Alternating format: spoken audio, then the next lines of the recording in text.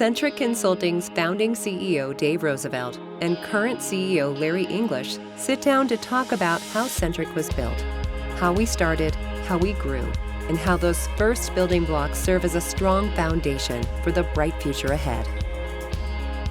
I had been working 100-hour weeks since I got out of college, and I remember going to the parking garage at 10 p.m. and it was completely empty except for my car. And I was like, is this all there is to life? This can't, I can't live like this. And that's, when I took a leave of absence and tried to find myself traveling around the world, came back and did a couple other consulting models, and still it wasn't quite right. And so then when we talked about it and we said, hey, what if we did this and this and this? That could be a great consulting company. And it was, and that's what we ended up doing. Yeah. And I would say, for sure, Eric Van Leuven, you and I, and we generally tried to run the company together. So really in 2000, 2001, that group, the three of us along with many others kind of got Centric going. When we started the company, we started with that blank sheet of paper and we said, what if we got rid of all the stuff we don't like about consulting and we kept all the good stuff? And when we sat and thought about it, it was like, let's just center everything on employee happiness and client happiness. And that's what we did. Do you remember when we landed on our core values and our mission, Larry? I remember it very distinctly because we had been in business for probably 5 years, I think, and we were hiring more and more people. And we had to be able to succinctly explain to them what we were all about, what was our core purpose, what was our mission. And so we were holed up in a conference room in Chicago with a facilitator. And in Chicago? It was. Right. And I remember because you were trying, as an engineer, you were trying to write our core purpose statement, and it was 2 pages long. And I was like, I don't think people are going to be able to remember that. I think it was only half a page, dude. It was half a page. We presented half a page. But what the outside consultant told us, which was really cool, he's like, when you finally get to it, you'll say, that's it. Yeah. And you'll be excited because it's so simplistic. But then you also say, that's just what we do. Right. And so when we finally got to creating unmatched experiences for our clients, our employees, it was that eureka, it felt like that eureka moment. But then we're like, that's just what we've been doing all along. That's who we are. We want to be able to solve our clients' toughest problems. And so this means end-to-end, so from the business side, business consulting side, to the technology side. And we want to do it in a way that we do it with trust, and they can rely on us every time, and they view us as their thought leaders and their trusted partner.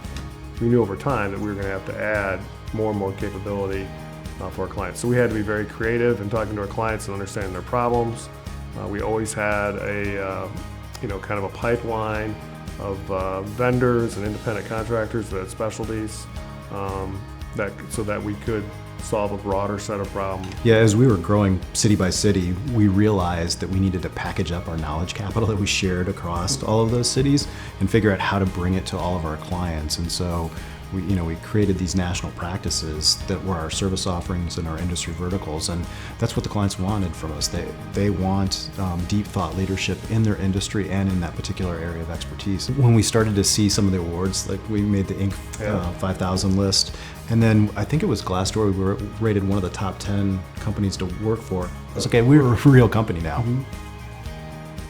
So when we announced my transition, I think it was kind of a wake-up call, even going back 5 years, because to that point, it was very stable leadership with me, Eric Van Leuven, and Larry. And for people out there in the company, leaders as well, they just never thought about people actually retiring, and succession planning and things that had to come after that. So what I think, and actually retiring has been good in the sense that we have positioned 4 or 5 other people to really play key leadership roles. It's good for them.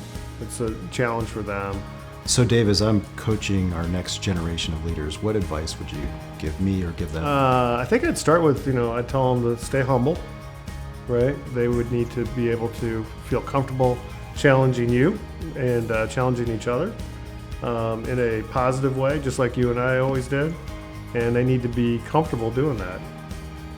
There's a lot of challenges in the future. I think you're very optimistic about what we can accomplish. What are you looking forward to in the future with Centric? We've built a great company and gotten to 200 million and 1,500 people, and we're in 11 U.S. cities and India. And I feel like we're just beginning. And so I couldn't be more excited about the opportunity that lies in front of us. There's tremendous opportunity to scale the organization, bring more value to our clients, create a better environment, more opportunities for our employees. But at the same time, we want to make sure we stay true to all the things from when we originally started it. So the culture that we love and how we treat each other and how we care for each other, that's not going to change. I agree with you, and that's a great vision.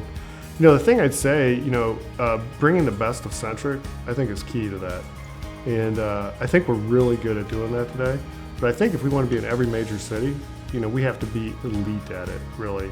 We want to be known for giving the best, having the best service in the industry for clients. Kind of think of it as the same way as Disney's known for the best entertainment or Nordstrom's known for the best retail. We want to be that for consulting. And Dave, I just wanted to thank you for everything you've done to build this amazing organization. We are all incredibly grateful, and we are going to terribly miss you, and they're big shoes to fill. And I couldn't be more honored and proud to take over as CEO as we work to achieve our vision.